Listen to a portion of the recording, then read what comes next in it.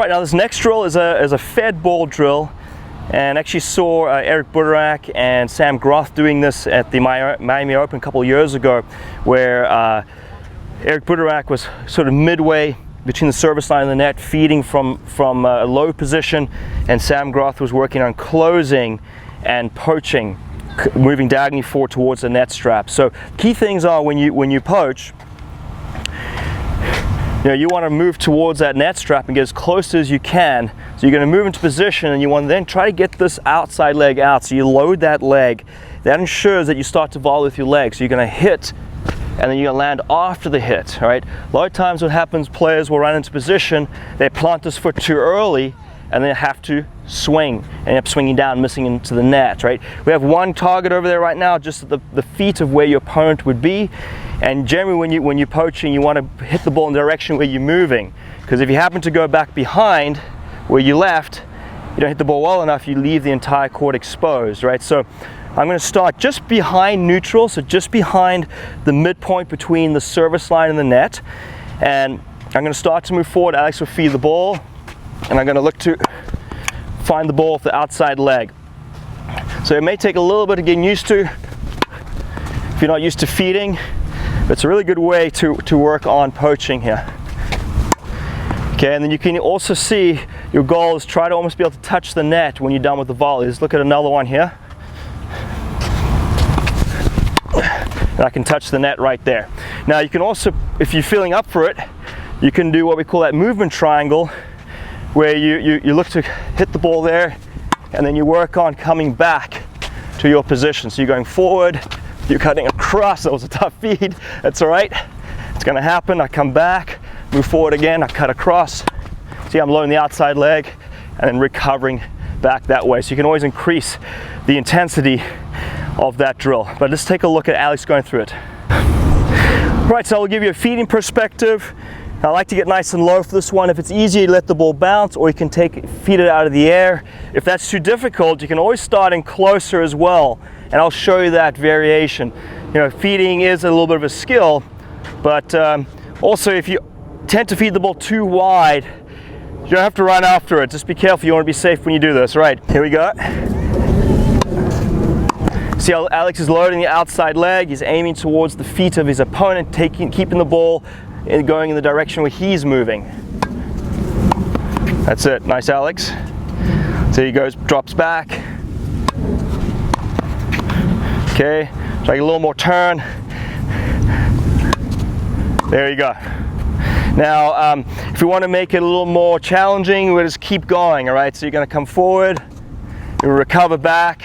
As soon as he gets back into position, he comes towards me, move forward towards me, and then cut across. There you go, and then recover back. He's getting his workout in, forward towards me, cut across. He recovers back. We'll do one more for luck, Alex. He thought it was over. Forward towards me, cut across. Whoops, can't end on that one. I feel it right at him. Forward, and he cuts across. Sorry. All right. So that's how you can pick up the intensity. Now I'll just show you, if you struggle with that, you can just stand in closer and you can start to move forward early. That way he's just learning to move in diagonal towards the net strap. He's getting a lot of practice doing this. My bad. All right. Don't think he was ready for that one. Let me do one more for you so you can see. Try it again here, Alex. Yeah. And the key is, if you're the person that's poaching or cutting the ball off, you want to start to move before the feeder feeds the ball. Right? If you wait too long, sometimes you won't get to that feed. All right. Now we'll switch it to the other side. We'll move the cones over, and we'll have Alex on that side. All right. So now Alex is in that neutral position. He's gonna firstly cut the angle off here towards me. That's it. Recovers back. We'll give him a little time here. Load the outside leg. Good. And actually, to make it more realistic, he can move forward towards me where he's following the ball and then cut across. So come forward, load. Very nice. See how he's keeping that racket head up? It's a very good habit to get into when you're working on your volley. It just ensures that you haven't swung down or done anything extra. Keep the racket up at the end. Very nice, Alex. All right, here we go. So it's forward. That's it. And recover. Forward again. Good. Now we're going to give Alex a little workout. He wasn't expecting this, but we're going to make those legs burn, make those lungs burn. Gets back, recovers, nice forward towards me, cuts across. All right. Forward towards me, cut across. Obviously this is a drill, all right?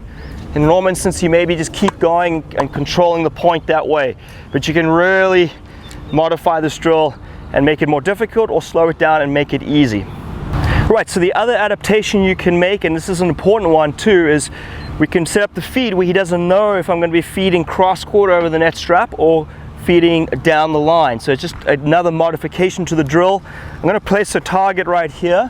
So if he gets a high ball to his forehand out down the line, he may choose to go between the two players over here, all right? If I hit the ball low and well, then he's going to go back deep down the line, all right? So let's see how Alex, you're going to, let me move over here. All right, so he's going to move forward. He doesn't know where the ball's going, so I can give him that one. It's low, so he chooses to keep the ball in front of him because he can't really be that offensive. And closing over here. Okay, now he backs up. Now if I give him a higher ball, a higher one, you can take that down the middle here. Because he has the offense, so you can change direction on that ball. So higher one, and you can put that ball away, all right? So again, I can mix it up. He's forward. That was too easy. He's making it look easy here. Here we go. There we go. And that's where it's really key, particularly on your backhand. Really try to get that outside leg out. If you step across too early, now you've lost your ability to step through the shot, and you lost steps and you end up swinging. Really get that outside leg out. So watch me here, get that left leg out so you can step through. See, one more, Alex. So really emphasize loading that right leg. He's left-handed. There we go. You see how much more ground he's able to cover that way. Then once I fit to him, maybe we do a rotation of 10 or 20 balls with rests. We can switch with, and Alex would then feed to me, and we can work together nicely as a doubles team and as practice partners.